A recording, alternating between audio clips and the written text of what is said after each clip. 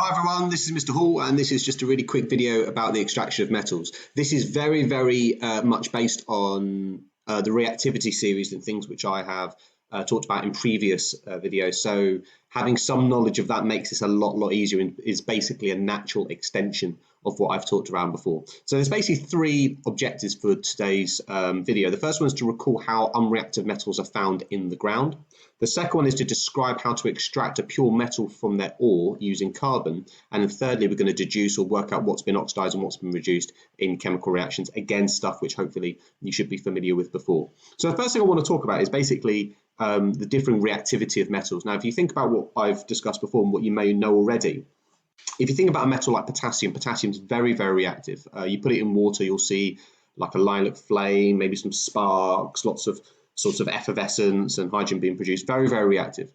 And then sort of lower down the scale, something like iron, if you put it in water, it won't do anything immediately, but if you leave it for a longer period of time, you might start seeing rust developing because it's reacting with water and to some extent oxygen around it. And then right at the very end, if you think about gold, gold is very unreactive. I mean, if you can find gold deposits around the world and it will be as gold, it won't be bonded to anything else. It's really unreactive.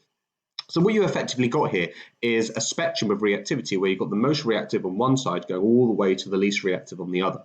And then what you can do is you can get all the metals that we know and rank them in a little table with the most reactive at the top and the least reactive at the bottom. And that table would look a little bit like this. Now, you don't necessarily, I've said this before, you don't have to know the order of metals from memory as such, but knowing some of the trends is quite useful. And as you answer more questions and gain experience, it becomes a lot easier. So practice makes perfect really on this. So what you've got here is basically the reactivity series of metals. And I've put carbon in there because carbon's particularly important in today's video. And then what you can do is basically break it down into three areas. Okay, so on the first section at the top here, these metals are more reactive than carbon. Now I can't extract them by reduction with carbon, so I have to do something called electrolysis, which is a process which you learn later on the course. The ones down here, like silver, gold, and platinum, they're really unreactive. Okay, so you don't need to extract them by doing reduction with carbon. They're found pure, like you'll find pure gold in the ground and pure platinum in the ground.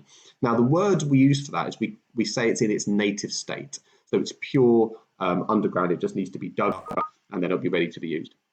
And then finally, you've got a group of metals which, if you find them in the earth, you'll find that they are bonded to another element as part of an ore, okay? And it might be like a metal oxide, like copper oxide or iron oxide or whatever it may be. And then what you have to do to extract them is you have to reduce them with carbon. And that's the process which I'm going to be talking about today.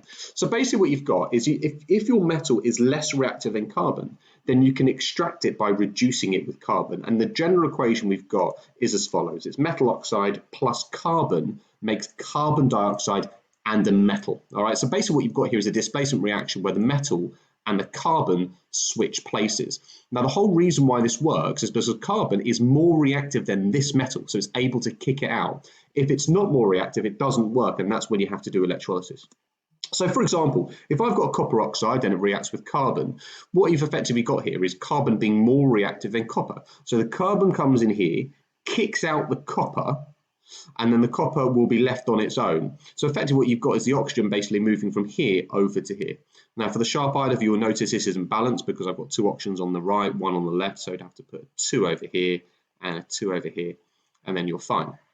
In terms of definitions of oxidation and reduction, if you look at it really carefully, remember oxidation is the gain of oxygen. So if I look at this equation, if I look at my carbon ends up with 2 more oxygens than it did at the start. So clearly that has been oxidized. However, if I look at my copper starts off with an oxygen atom, but then ends up on its own without any other atoms or elements attached to it. So this has been reduced. So similar to what I've been talking about before, this is a good example of a redox reaction because you've got redox reduction and oxidation happening at the same time. Now, what you might be given is a number of equations, and you might be asked to determine whether the reaction will proceed or not and why.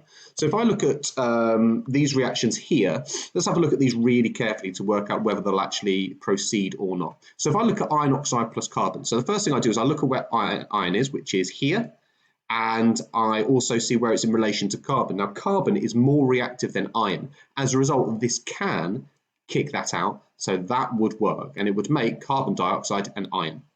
If I look at this one, silver and carbon, if I look over at my reactivity series, silver is less reactive than carbon. Clearly that can go ahead because carbon is more reactive and it can kick it out, with the products being carbon dioxide and silver. Now let's have a look at the next reaction, sodium oxide and carbon. Now sodium is way higher than carbon. Now because sodium is more reactive than carbon, this can't happen because carbon is less reactive than sodium, you don't get a reaction.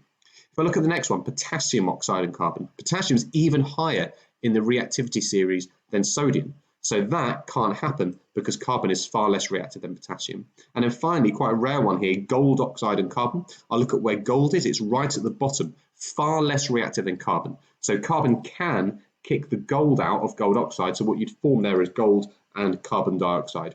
So you can see that you can predict whether reactions will proceed or not by using a reactivity series similar to what you may have done in previous learning. And that's it. So it's pretty straightforward. It's just an application of hopefully what you've learned before. Best of luck with your questions around reduction using carbon.